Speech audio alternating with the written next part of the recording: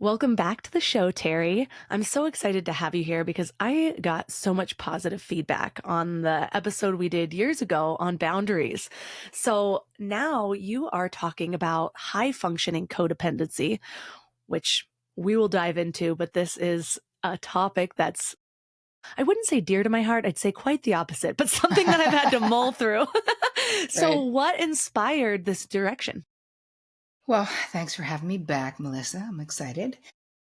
Well, very similar to boundaries, right? I say the same thing is that, what do they say is that you teach what you most need to learn. So for me, codependency, although I didn't know that's what it was really negatively impacting my young life for sure, my 20s. What started happening is that as became a psychotherapist after being a talent agent, I started seeing this over and over again. I had my demographic is um, maybe type A women, high functioning women, alpha women, maybe you'd call them. I just call them high functioning because they're sort of the masters of the universe, probably like you, kind of getting it all done, right? We're doing it all for all the people. And it's not just, and we also have professions or we're building empires or we're writing books or whatever it is that we're doing at the same time. So I would have these women in my practice and I would point out to them, oh, hey, what you're describing in this relationship, this is a codependent pattern. And they would immediately be like, no, absolutely not. Dependent. I'm not dependent on crap, Terry. Everyone's dependent on me. I'm making all the money. I'm making all the moves. I'm doing all the emotional labor. There's no way. I'm not involved with an addict. This is what people would say over and over again. So I realized, oh, they actually don't know what codependency is. And then I started doing research, just my own, copious notes in my practice. And I was seeing all of these similarities. So I realized that the brand of woman that was seeking my help were these masters of the universe. And yet they were still suffering. So I put high functioning in front of codependency. And now my clients were like, me, I'm the problem, it's me. They were able to raise their hand without shame. And obviously, as a clinician, you could see that it would be easier to help people if they can see themselves in the problem. So when they were saying that's not me, well, that's the end of that conversation. So how do you move past it? So my definition, let's talk a little bit about that, because what I really feel like happened is that my clients were being unduly influenced by the seminal text by Melody Beattie, Codependent No More, and that all of that came out of that it really came out of 12-step work. All of the people who were the early pioneers in codependency, and they were all from like Minnesota or somewhere. It was funny. They were literally all together, but that's what that was about. And I was like, we need an updated version of codependency because we are suffering from this affliction. But because we're doing it all, it's like no one knows that we're suffering.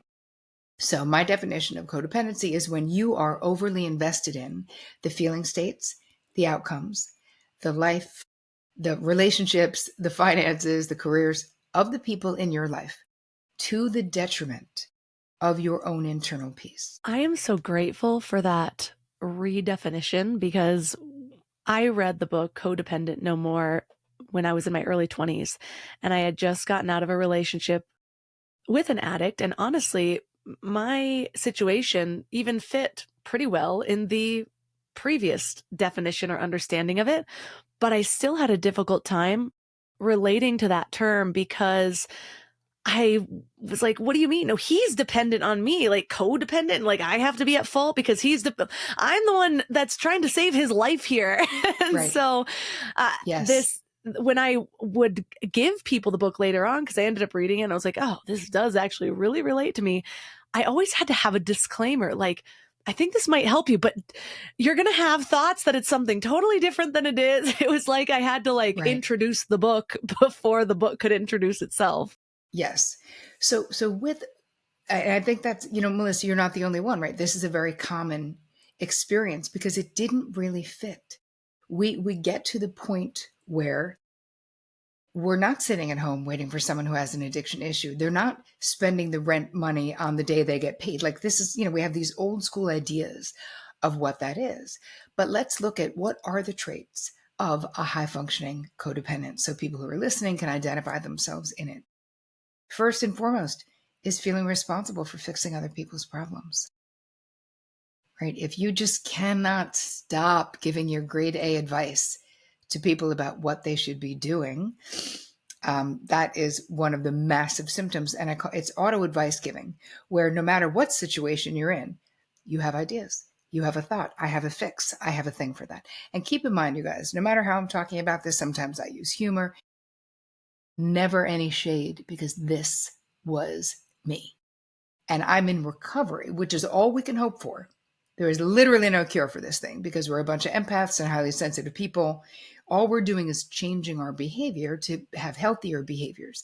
But if you're a big lover with a huge heart, you don't suddenly, you don't get on the other side of this affliction and you're suddenly like totally self-absorbed and it's all about me.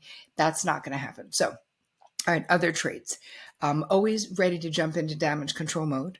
So we make amazing friends because we're the ones who run towards the problem when your friend calls. We could get frustrated and angry when people don't take our advice that we are so generously giving to them. You might feel a little bit exhausted. You might feel a little bit bitter, right? So we have auto advice giving. We have being overly self-sacrificing, where we are always, as HFCs, we're willing to take one for the team. We're like, whatever, it's not even that big of a deal. Like, just do your thing. And again, why are we doing this though? We'll get to all of the whys. But the behaviors are important to be able to look at. Auto accommodating. So this is something that I only recognized within the last decade, which is kind of interesting because I've sort of been in somewhat recovery. But I noticed, and this is something different about high functioning codependence, is that we don't just become codependently attached to the people in our lives. We become codependently attached to the situations and circumstances, the greater. It's almost like we could become codependent with the world. So I was in my hair salon in New York City, and I was, they had like a thing on my hair where I had to lay in the sink, right? So it was like like a mask. So I was going to be in the sink for 20 minutes. And now there's a line is starting to accumulate. The sink flow. There's a problem with the sink flow. And I'm like, well, I don't need to be using a sink. Like I'm going to be here for half an hour. I could be sitting anywhere, So every new person who got online, my anxiety is jacking up until I finally have to raise my hand and be like to the assistant, oh, hey, you know what, Jill, I could move. And she's like, hi, Terri, we do this every Saturday, dude. We got it covered, but thanks. And I realized in that moment that here's me all over someone else's side of the street, right? Because it's not my responsibility to figure out the sink flow. I didn't want the assistant to get in trouble. Like all of these things. What could I have been doing? Laying there. I could have been meditating. I could have been listening to a podcast. I could have called my mother. But instead, I was like circulating cortisol in my system for no good reason, for something that had fucking nothing to do with me. Again, so this is high functioning codependency, where we feel like we want to, you're on a plane and somebody wants to sit together and you're like, I'll move. Or, you're on the 12 or less line and you have 10, but the person behind you has 2. And you just wave them in front of you without even thinking about it, right? Like we're so dialed into our environment. So that's what auto accommodating is. And then we have the painful anticipatory planning, where you're going to be, let's say my situation that I give in the book, and I had these 2 uncles who were both idiots. So they didn't talk to each other. I would have Christmas. They would come to my house, but I needed to manage them not getting into a fight at my house. So I would tell my one sister, you're with Uncle Bobby, you're with Uncle Jimmy, to my other sister. I would make sure I had the booze that they drank. I would keep them at opposite ends of the table. Anticipatory planning to the most ridiculous degree. How about just having a conversation with grown adults and saying, if you 2 idiots can't get along, don't come to Christmas, right? But instead, I was like the puppet master, like it'll be fine. And the last 2 things I want to say about this, and then we can unpack any or all of them, is overfunctioning. So overfunctioning, it just really means exactly what it sounds like. You're doing more than your share. But how this impacts our relationships is really important to point out. Because when you are an overfunctioner, if you are the I got it girl, right? I got it. It's not a big deal. I mean, I couldn't even let like the cab driver he's trying to get out to like move my bag. I'm like, forget it. I got it. Don't worry about it. Like I'm putting the bag into the back of the trunk. You know what I mean? Even that, I couldn't let the person whose job it was to do. I have no idea. I mean, even now, I'm not exactly. There's a certain hyper independence that comes along with being an HFC, which we will also get to. But over and under functioning, I say this with a little bit of tongue in cheek, but in my 20s, I could take a perfectly capable boyfriend and turn that guy into an underfunctioner in about 2 weeks or less because of the of how capable I always was. And whatever he was doing, he wasn't either doing it right, he wasn't doing it fast enough, he wasn't doing it on my timeline. I was the queen of, and a lot of HFCs are, like, God, it's just so much easier if I just do it myself. But that is a short-term plan because it does not work in a long-term way. And the last thing is self-abandoning, because all of the things I'm talking about requires a hefty dose of self-abandonment. I relate to so many of those. And it's interesting because as you speak, I am one of the lucky ones where my husband does more than any relationship I know in real life. And I think we both just kind of overcommitted this year. So we're both doing too much, but it's interesting how I am able to let go really well in our family. But I have a very difficult time letting go in a work environment. Like, I've had one assistant for a long time and I have some other people that work with me, but I need to find a new assistant right now. And like the idea of even passing things off feels so overwhelming. Mm. And I'm curious, how do we get this way? Why do some people have such a struggle with this? Well, part of it is, look at how we were trained, right? Look at how we were trained in childhood, and look at if we're going to look at the patriarchy as a whole, right? There's a macro view of what it means to be a woman.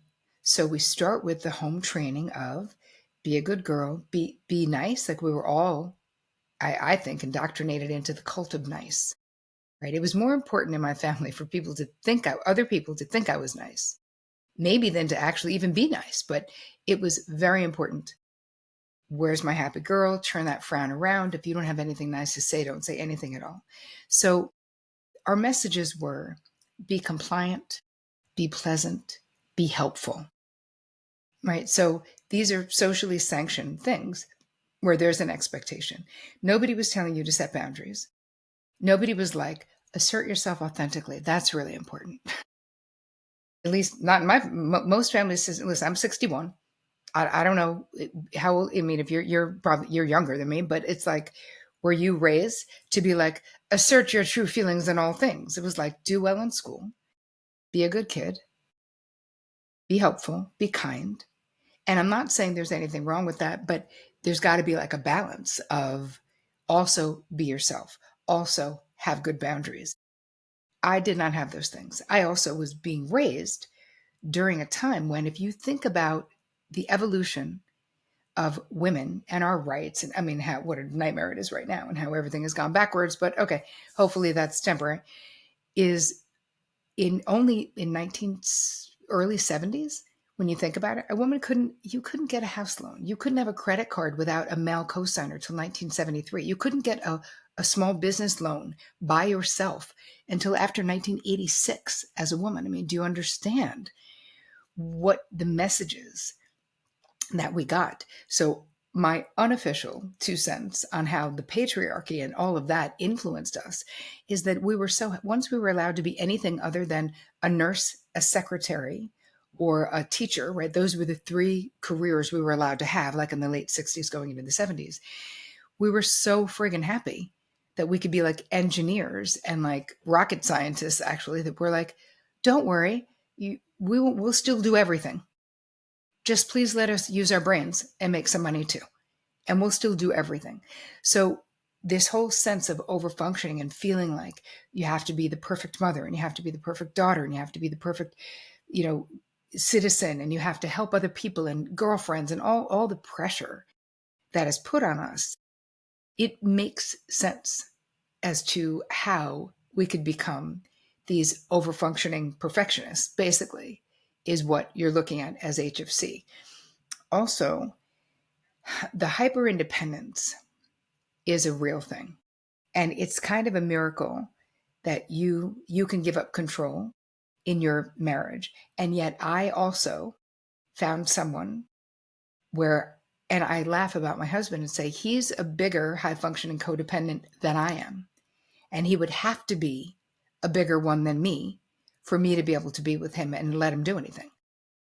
So it's like I didn't get married till I was 35. I waited long enough, and got healthy enough to be able to find someone where there was the mutuality. So instead of the codependency, that I had suffered with in every other relationship prior to my marriage. And listen, we're together 27 years. Obviously, is there some codependency? Of course there is.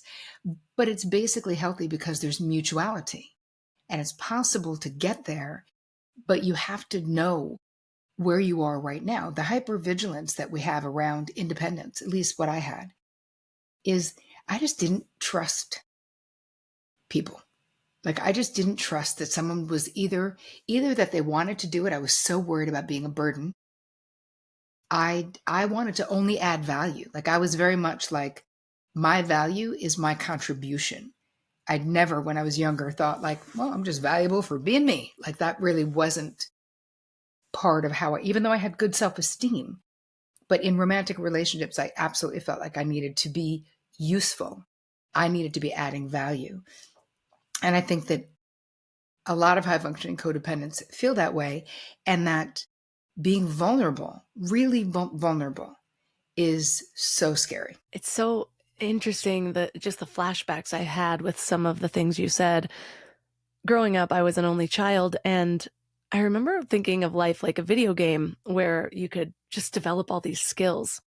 And on one hand, that's a beautiful thing, and it really pushed me to become multifaceted and complex. But when I really look at the truth of what I was experiencing at that time, it was similar to what you said, where I had to build up my value so that I would be chosen. And I didn't ever want to be dependent on a man because, well, I think part of it was a fear of not being chosen. And so it was easier to choose that I was going to be Right. independent. Yep. And like thinking it was a me choice, but it was like, no, this way I just won't have my heart broken. And I'm not Yeah, it was like trying too hard. preemptive. It was like being Yeah. preemptively protective of yourself. Yeah. Yeah. And I remember even looking at friends getting into relationships or whatever. I remember specifically in like sophomore year of high school, one crush dating this girl, and I was just like, wait, I think the last two skills I had developed were with him in mind. Like, things I thought he would like. And I was like, she doesn't have any of those things. I don't understand how this game works. And that's something that I just sort of brushed to the side. But when I think about it, that's so sad because you're right. I did not feel valuable just as me. I had a lot of self-esteem because I worked on myself quite a bit, but that was all surface level. As far as like general worth, I don't think that was there. Which makes so much sense though, because the demographic that I'm talking about, a lot of high functioning codependents are very successful. So you can do it differently. There's like a yogic saying, it was like, how you do anything is how you do everything. And as a psychotherapist, I never really thought that was true, because the reality is you could feel very confident in your skills. And I was always successful. I was successful young. I was a talent agent before I became a therapist. Like, that like sort of leaping up that ladder with my ambition, I knew who I was at work and what I brought. And in a relationship, I didn't understand inherent value. And I thought that I had to bring, as you're saying, all of these skill sets or all of these things in order to be worthy of love, really. When I look at my husband, who, as I said, just shows up, like I constantly find myself just this month in groups where people are talking about their relationships, and I'm like, oh my gosh, I'm so thankful for mine. And I was just having a conversation with somebody who said, yeah, but my partner's parents are very traditional, blah, blah, blah. And I was thinking about it, and my partner's parents, my husband's parents, his dad was 12 years older than his mom. His dad had never changed a diaper. His dad provided the money side of things, and he worked around the house quite a bit or on the land and whatnot. But he didn't see that. and somehow ended up being a partner who he changed all the diapers. That was actually our rule when I was breastfeeding. I was like, I gotta feed and do a lot of the nights. You do all the diapers. So I'd like call him down from his office I just love for it. the poop. And so I know so many of these things are shaped by what we've experienced, but do you think that it's an excuse that this is just all you saw? This is all a man saw in his relate or while he grew up or from his parents? Why do some switch and some don't? Any theories on that? I do, and I think that there's a combination. A lot of it has to do with your family of origin. I mean, most of it. I mean, I always say we got to go back to the scene of the crime, which is family of origin, where what you saw and who you identified with. You know, part of where I see how my husband is the way he is because he was widowed in his 20s with three young sons, a 5, a 3, and a 1-year-old. His 29-year-old wife died of cancer. And so he turned into, he grew these maternal traits because he had to. So he, you know, when I met him, I was blown away. I was like, wow, this guy, he's always like, I packed you a snack. There's water in the car for you. Like he'd be like, you want me to Oh, get that stain out of your sweater? And want me to darn your socks? And I'm not kidding. He's like, there's a hole, but I fixed it. I'm like, who is this fucking guy? Like, who is this guy? Yay. But again, that's a circumstance. Would he have been exactly like that if his wife, well, I wouldn't be with him, obviously, if his wife didn't die and they stayed married. Um, I think that it depends on the social, how socially sanctioned the behaviors are, right? And how, how do you, what are your agreements in the relationship? Because I see this with so many therapy clients where they get into relationships and they're not really happy with the unspoken agreements that they have, and they think the person's going to change. And I always say, if someone wants to get married, I always say, listen, good for you. And you need to be satisfied if your person never changed one iota for the rest of your life. Would you still marry them? Like, are you banking on them changing and you're saying yes to a future them who doesn't exist yet? If that's the case, don't do it because there's literally no guarantee that anyone's going to change. Listen, hopefully we all evolve, and you evolve more when you do it on purpose. Um, but I think that we collude. A lot of times you will have people in that union colluding with the limitations of both. But you don't realize how it's really going to be once you start having kids or once you, right? You don't know. You think it's going to be great. You know, you always see these young moms who are like, I'm only going to do this. I'm only going to do that. And I'm, you know, and then it very idealized and good for them. But the reality is it's messy, and raising children is messy, and being in love is messy, and having a family is messy. And we have to deal with that. So I think that people can change, though. For me, one of the most important things in a relationship, and I had a stipulation before I got to a point in my life. I was, you know, I had a massive career. I was living in New York City, and I really got done with unexamined minds. I was like, I'm never dating another guy who hasn't had 20 years of therapy. I don't give a shit. I'm so done. I I'm barely figuring out my own crap. I cannot figure it out for two people. And I also I want someone who feels responsible for their own mental health. Like it can't be my burden. And my friends were all like, yeah, good luck. That's never happening with a straight guy. I was like, whatever. Then I also decided at that point, I built this amazing life for myself. I'm not unhappy. Like I was dating people kind of casually. Like I really just got to it. And I didn't have a lot of pressure from my family of origin to get married. There wasn't this you're less than because you're not thing. So the moment that I sort of accepted that, and I'd been doing a bunch of work on my father wound as well during this time, um, there was something about being able to just say what I wanted. And I remember the first real date with my husband, I just was like, you know, and I said to my friends, 20 years of therapy, and I said to him, how do you feel about therapy? And he said, oh, I'm a big fan. And I was like, how big? He was like, oh no, I've had a lot of therapy. I was like, But if you had to like ballpark, how much? He's like, oh, at least 2 decades. I was like, amazing. Date two can happen.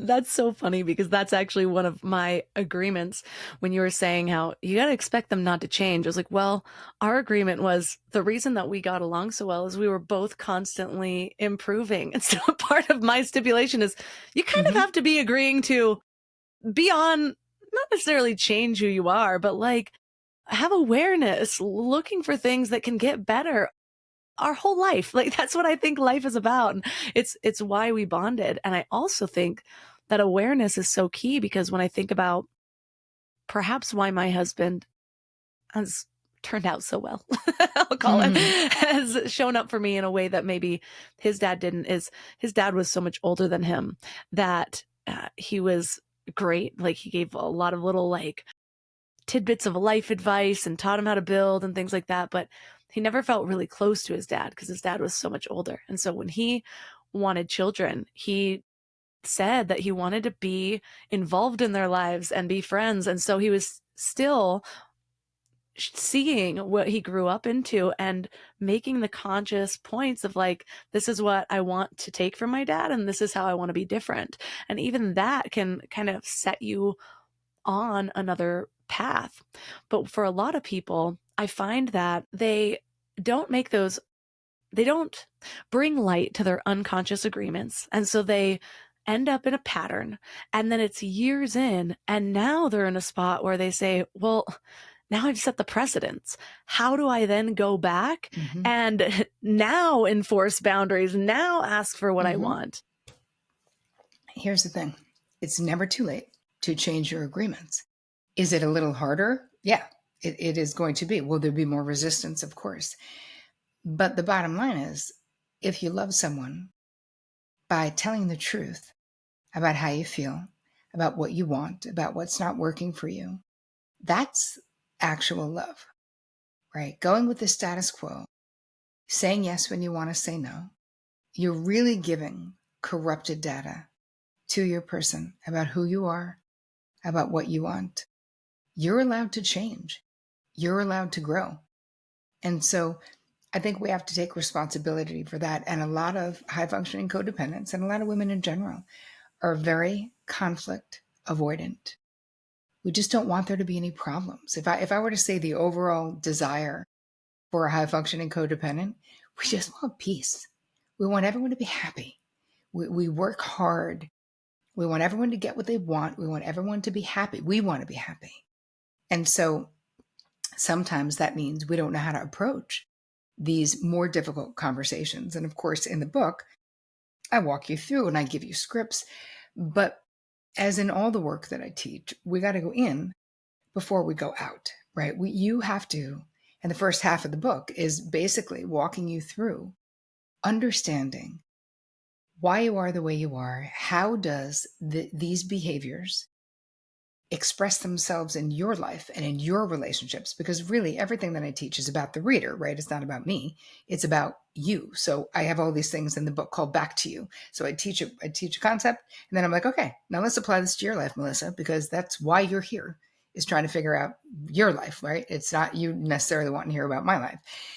Looking at the costs, right, to you to continue to live this way. So I can say that the women who would come into my office in their fifth, sixth, seventh, right, decade of life, let's say, there's a lot of burnout, right? Sort of living life light, where you're so preoccupied with all the other people, so preoccupied with getting it all done, that you're not fully present in the here and now when you're experiencing things. I've seen all of the health challenges that come along, how bad it is for your nervous system to be trying to control so much. Because listen, any kind of codependency, I don't care whether we talk in garden variety, whether you're involved with an addict, or whether you're a high functioning codependent, the foundation of that behavior is an overt or covert desire to control other people's outcomes, right? We don't want the person to be sad. We don't want the person to lose their job. We don't want our kid to pick the wrong college. We don't, right?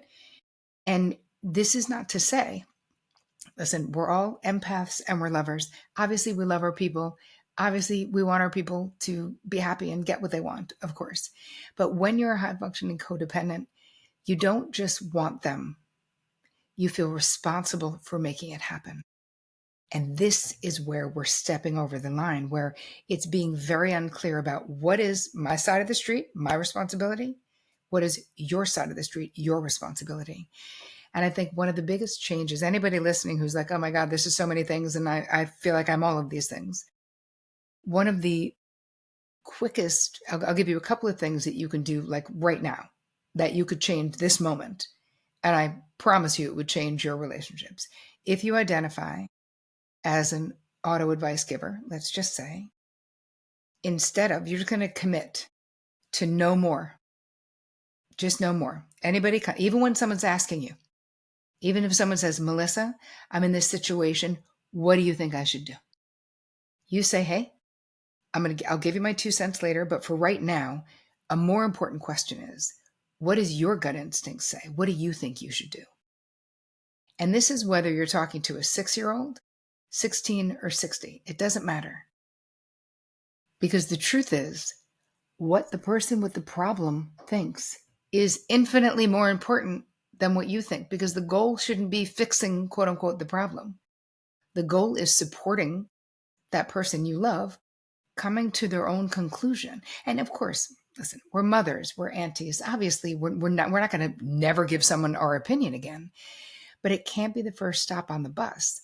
The first stop on the bus must always be, okay, so let's start with, what do you think you should do?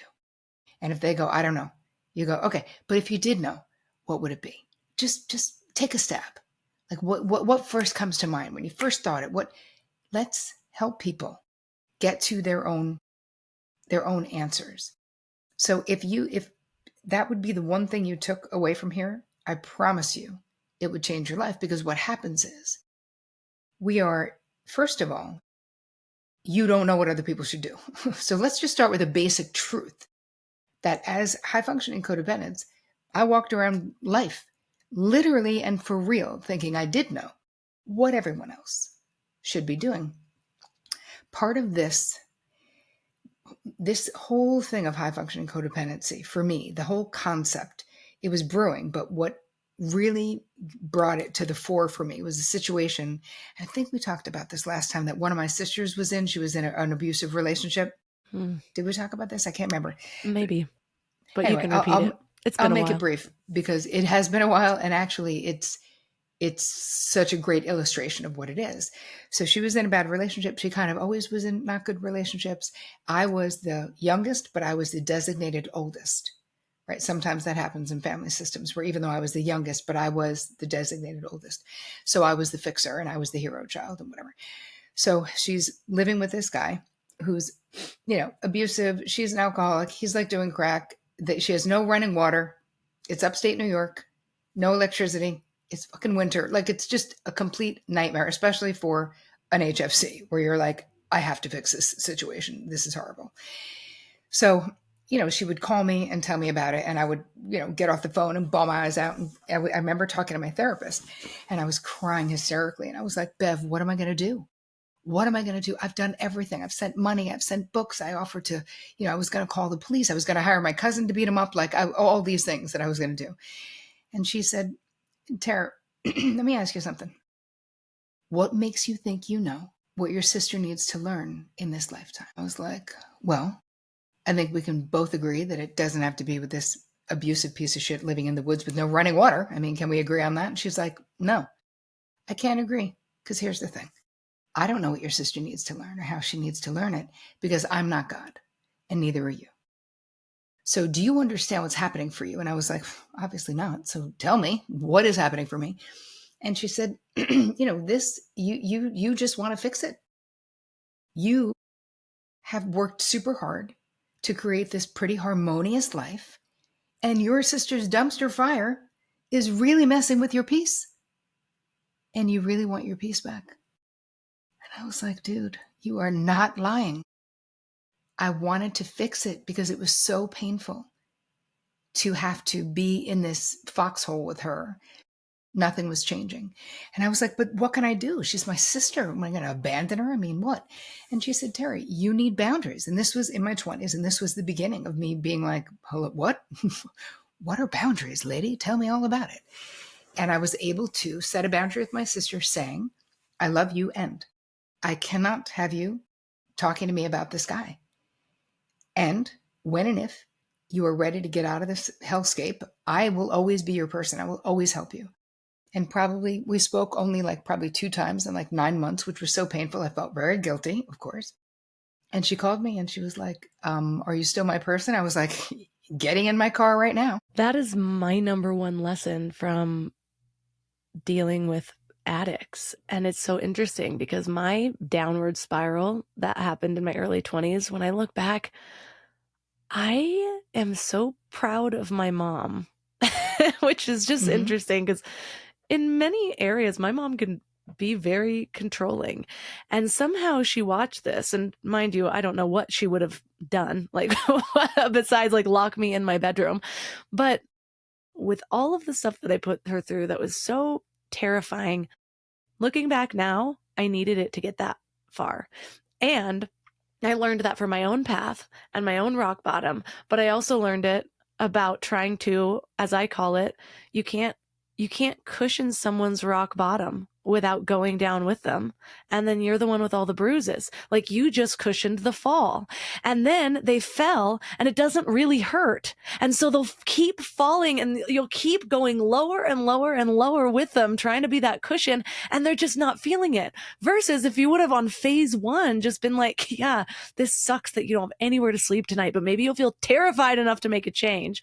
And I know that's so much easier said than done, especially when you're really worried about your own child or somebody's life. But I don't think I've seen it play out where you can go in and be the savior and either of the people end up doing well afterward. No, because the thing is, it has to come from you. And I think that my therapist was clear about that too. She's like, and all these efforts that you put in are prolonging her reaching her bottom. Exactly like you just said, Melissa, right? Like, so you're doing it. I think the most painful or ego painful part of the whole realization was that I really thought I was pure love. I thought this is just me being Mother Teresa, like trying to save her, And what I realized with what my therapist helped me see was that it was more about me than I would have liked to have admitted. But it's okay. And that there was a healthy thing I could do, which was to create a boundary. And luckily for me, the story ended up great. So I helped her, my husband and I helped her appropriately, right? Where she was still in control. Her baby sister wasn't saving her, right? Because she didn't need that. But she went back to school. She got a degree. She, started a different career. She stopped drinking. She never was in another abusive relationship since then. And that was decades ago. But that was all on her terms. So now she gets the self-esteem that comes from making that hard choice, the self-worth that comes from achieving something, not someone handing it to you, right? And it's hard. But that was the thing that made me realize that all the overfunctioning and the overgiving and the overdoing was more about me than the other people. And what love would do, right? What is love? Love is being willing to be in the foxhole with someone during a dark night of the soul and not fixing them, right? The real flex in love is to be like, I am compassionately witnessing you. This blows. How can I best support you, right? Is there anything that I can do besides be here? Or I'm just here if you want to talk about it, or I love you, or that sounds awful. And just letting it be what it is, because we've all been on the receiving end of someone being like, it's not that bad. Takes two to tango. God never gives you more than you can handle. Like, please stop with these platitudes. I want to like strangle somebody, because it's not helpful. That's to make the person saying that feel better. Someone dies and they're like, but she lived a nice long life. Maybe I didn't want my grandmother to die ever. Maybe you saying that doesn't help me. It helps you feel better. Please stop saying that. Yeah. Yeah. I realized that when I began to understand what it means to be an empath. And I'm the kind that I don't like to stick with labels. Labels are very helpful and it usually helps me see patterns that I couldn't before. Mm-hmm. But then I like to move through them and then kind of like leave them where they were. Like, okay, now I know. But yeah, same thing where I always wanted to fix people's problems because their problems made me uncomfortable, and I wouldn't have to feel the dis-ease in the room. I am definitely an auto advice giver. I was just listening to something the other day. I really like streaming the Global Center of Christ Consciousness in Sedona. And he just said the other day, like, and you want your kids to go down a certain path. Like, you don't want them to choose the wrong religion or spiritual path, but that is just another way to control. It is inappropriate for you to tell them what they need to go through in this life. And I find that in many areas, we're so much better with parts of this with our kids. Maybe not the religious paths, but the part where, if my child asks me for help, I am good at saying, I'd like to know what you think, or how would you do that? Let's problem solve together, something like that. Yep. But I was just thinking, my cousin just asked me, she's like, you have the healthiest, longest hair I've ever seen. What is your trick? And all of a sudden I'm texting her like 19 different products, my whole routine, a silk pillowcase, the sleepy tie, all of this stuff. And I was like, that's different though. Sort of, but she was overwhelmed, so I don't think it was different. She didn't respond for like 3 days, and she's like, sorry, that was a lot. And then it was like 3 words, and I was like, yep. Too much. Yes, exactly. That's so funny. So let's give listeners, you guys, if you're listening and you're like, okay, so yes, me, checking boxes, feeling this. I think that people always ask me, what's a good place to start? Because it can feel overwhelming. I mean, I have a gift for your audience that's going to help them start somewhere. It's like it's an HFC toolkit. So they can get that at terricole.com/HFC. So that's like a video for you. Simplify and do less. I've got some guided meditations. It's just a little toolkit for anyone who's identifying as an HFC and sort of like, now what? But another thing that you can do that I think would be really helpful is do a resentment inventory, because this will show you where you're probably doing more than your share or where a boundary needs to be drawn. So how do we do it? We all know. It's exactly what it sounds like. Think about your relationships. We know where we're copying resentment or holding resentment. Write down who the person is, what the situation is, and basically what is your 50% of it, right? How did it get here? Do you need to have a conversation that you haven't had with that person? In the book, I tell a story of my sister using her key to go into my apartment and take my clothes without telling me. Like, I had a key to her place too. We shared closets basically, but I always told her and make sure that it wasn't something she needed. And she would always just go in and like take, and then I'd be like looking for something for like 3 weeks. I'd be like, I can't believe I lost that thing or whatever. So that was me, basically the resentment inventory. I would put that down. But then my 50% before I said anything to her was that I was thinking it, but I wasn't saying it, because you don't even know how somebody is going to respond until you say something. So part of the resentment inventory is for us to understand, how am I colluding with this behavior that I don't like in my life? And what is the next right action that I can take that might remedy what is going on? So that's one thing that people can do. You also have a rule that I really loved, because I think this helps me in like 19 areas of my life, but you call it the 24-hour rule. Tell us about just kind of taking that space and when we should use it. About not taking back a boundary, that one? Yeah, it's the 24-hour rule gives you space to cool down before you second guess yourself and cave. And I'm the kind who's like, if I get a message, I'm either ignoring it indefinitely or I'm responding right away. There's rarely in between. I don't know why ignoring indefinitely is really funny. Indefinitely. I'll be getting back to this never. Okay. Somebody just asked me like, hey, I'm actually in that phase of just being overcommitted. And I probably could have used this rule the other day, but somebody was like, I don't know, like connecting me with somebody, you guys should talk and interview each other, which I already find interesting. but then they text me and I don't even see this until it's all going on. Hey, do you have time to chat this week? And I was like, I don't even have time to chat with my mom this week. No. And so I just wrote back, I'm at max capacity. Send me an email. And then I was like, that was probably a little too short. Yeah, but fuck it. Sometimes you just got to handle it. Yeah. So the 24-hour rule, and you guys can use this, is basically giving yourself the space when you feel pressured to give an answer, right? If you're an auto yeser, right? If you're kind of a people pleaser, if you're an appeaser, I want you to take the next 7 days and know, same way that we're not giving auto advice, we're now not giving an auto yes. There is no insta yesing anything, no matter what it is. And you're going to give yourself, and what you can say instead is, I need to check with my partner. I'll get back to you. Or you can say, I have a 24-hour decision-making policy, so I'll let you know tomorrow. What happens is when we give ourselves the time and space to really think about it, we will make decisions that are actually aligned with how we really feel, not with the people pleaser in us. Because what happens when we let the people pleaser drive is that we're pissed off all the time. We're resentful. There needs to be rules. So what you're saying, Melissa, someone says, really want to set you with my friend.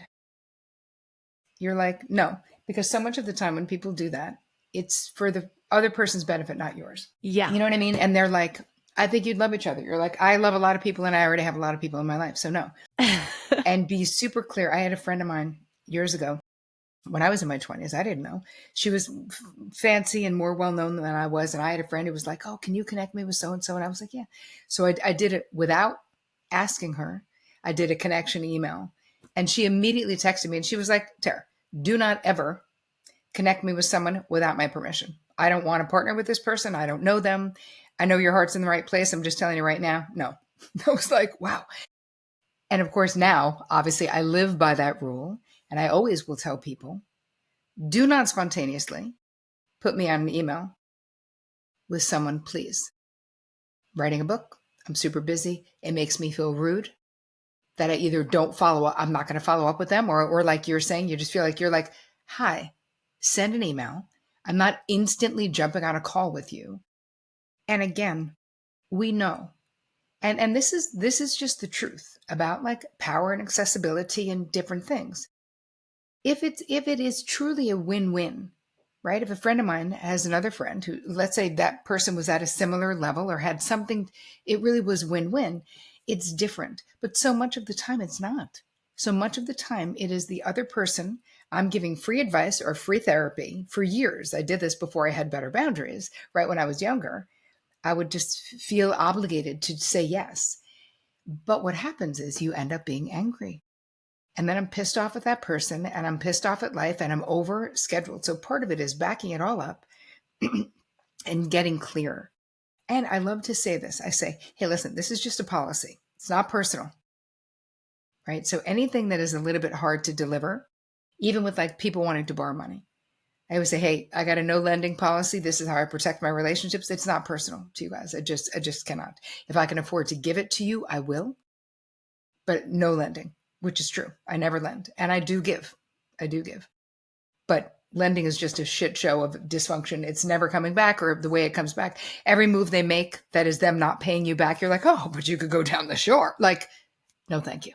I do not want to feel that way about people I love. I love that. And that is life-changing. And when I was dealing with this, and it's just such a little thing, but it's funny because I flashed back to one of my good friends. Shout out to Ashley Stahl. I remember when she was writing her book. I love Ash. Yeah, I had asked her when we do Zoom calls sometimes to catch up, but I was like, hey, we haven't had a Zoom call in a while. Let's catch up. And she was just like, I don't have any time for calls for like the next 4 months, but reach out to me in November.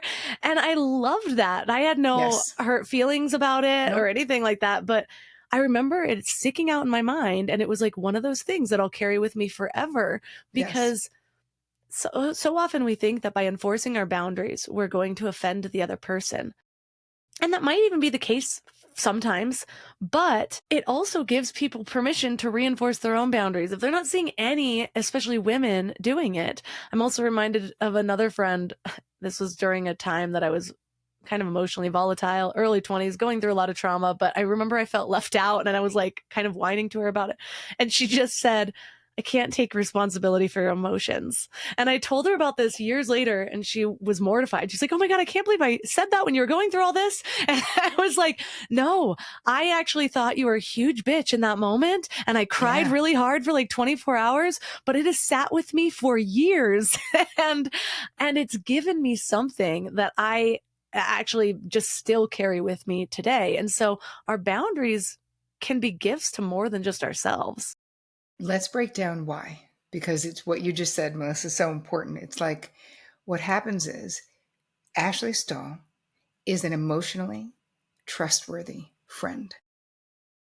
So that's what it means. I wrote about one of my friends, Elizabeth D'Alto, in one of my books, I don't know, where I was like, hey, I'm going to, I don't know, fucking Guatemala somewhere. I was like going to do some yoga retreat. I was like, you want to come to Guatemala to do this yoga retreat? And she was like, no, man, I hate hot weather and hate Guatemala, but go have fun. Whatever. It was a straightforward. Of course she knows I'm not going to take it personally. And she didn't hate Guatemalan people. She just didn't like hot weather. She's like, I don't want to go somewhere where it's hot, but thanks. She's emotionally trustworthy. She's not wasting my time. She's not stroking my ego. She's not like, I hope you don't take this the wrong way, because of course that makes me want to take it the wrong way immediately. But someone just saying, I'm not taking your friend who years ago said to you, I'm not responsible. She was basically saying, I can't take on your emotions. They're not mine, right? You feel how you feel. Part of our healing comes from asserting our truth. So it isn't always about, and this is the same thing with boundaries, you guys. It's not about, boundaries are not a lever of control to manipulate someone else, right? Your healing comes from your asking and from your asserting, even if the other person says no to what it is. But you still did right by you. You become someone who can count on yourself to assert the truth about how you feel and what you want. This is where compromise comes in. This is where we figure out maybe we meet in the middle on something. But we can never meet in the middle if you're never telling someone what your actual, right? The way that I look at boundaries is they're your preferences, your limits, and your deal breakers. Right? What are the things that you're like, no, this is like a no-go for me? And those things don't just make up your boundaries. Your preferences, your limits, and your deal breakers also make up who you are as a human being. So they're super important. And I think a lot of us have been conditioned out of our preferences. We feel like, be the easy chick. That's the way to go. You know me, no muss, no fuss, whatever you guys want. I don't want that. I want friends who tell me, I really feel like having ice cream. Can we eat it before dinner? Yes, we can. Let's go. Like, this is you sharing who you really are with me. And again, we can't be so afraid to have a hard conversation, you know? Yeah. That textbook me in my 20s, go with the flow, you guys decide, which is really funny when I started to develop boundaries. Friction in all of those relationships who Of wanted course. me to do whatever they wanted to do. But if you think about it, even in the example you just gave, it's helpful to have preferences. Otherwise, you leave all of the decision making to the other person, and that's Yes. exhausting. And they don't feel like they're with a real person. They're just like dragging along some It's like an blank appendage. slate. Yeah. Right. And so I love to leave listeners. We already gave them so many awesome action items and specifics to focus on. But if you were going to drill it down to one thing for this week, just so we don't overwhelm them and they can kind of get this in their real life, what would you leave them with? Before you agree to do another thing in your life for other people, you're going to run the request through these two questions. Do I have the bandwidth to do this without becoming resentful? Do I even friggin' want to do it? Because we don't ask that second question often. If other people want us to do it, we feel like to be a good girl, we should. We feel like to be a nice person, we should. I really want you to start getting honest with yourself. If you ask those two questions, can I do this thing without becoming resentful? If the answer is no, then you must decline. If you cannot do the thing without becoming resentful, because this is where stopping the self-abandonment train comes in, where we just say, I'm exactly what you said, I'm maxed. So I must decline. And thank you so much for thinking of me. You guys are so great. Hope you have a great time. I just don't have the bandwidth. we leave it there. We don't have to write a dissertation on the no, but you are responsible for putting that boundary in place. And it's a perfectly legitimate reason to not do something because you don't friggin' want to, because you don't friggin' feel like it, because it's not your thing. Other people, I always say this, but people always invite me to, like, back in the day, not anymore. Back in the day, they'd be like, oh, we're going to go to this outside concert. It's going to be amazing. We're going to listen to the Boston Pops and eat in the sun. I'm like, never, nothing sounds worse. I don't want to go to an outside concert. I don't like to be around bugs. I hate the sun. I don't want to do that ever. And so my friends, of course, don't ask anymore. But back in the day, I would do it, but then hate it and be like, why was I afraid to tell this person I don't love outside concerts? It's not my thing. What, do they invent them? They didn't. And again, letting people know who you are. When we share our preferences, even when we don't like, we are we're deepening the intimacy in our relationships. So that's what I'll leave you with. That is something that you can really think about before you commit to anything else. It took me 7 years to finally just tell all my friends, I hate sports bars. I don't like the wet floors. I don't like sports games. I'm so overstimulated. All the sounds, all the smelly people, beer, no. And so that's a little bit about me, you guys. For all the people that are really resonating and they want to know more about how to work with you and your book, Too Much, where's the best place for them to connect? Well, definitely go get the free gift, terricole.com/HFC for high functioning codependent. Go to, you can, I have a podcast I've had for 10 years, the Terri Cole Show. You can check it out there. Go to terricole.com. I also hang out most of the time on Instagram, so you can see me over there. But on YouTube, I have probably 700 free videos. So if you're looking to make any kind of changes in your life, and I also have a community that people can join, a pay community, but I purposefully put out a crap ton of free content because I really just feel like we all should have the tools we need to evolve. If you're motivated to evolve, I have enough free tools for you to do it. That's it. And if you can spend whatever my monthly thing is, that would be great too.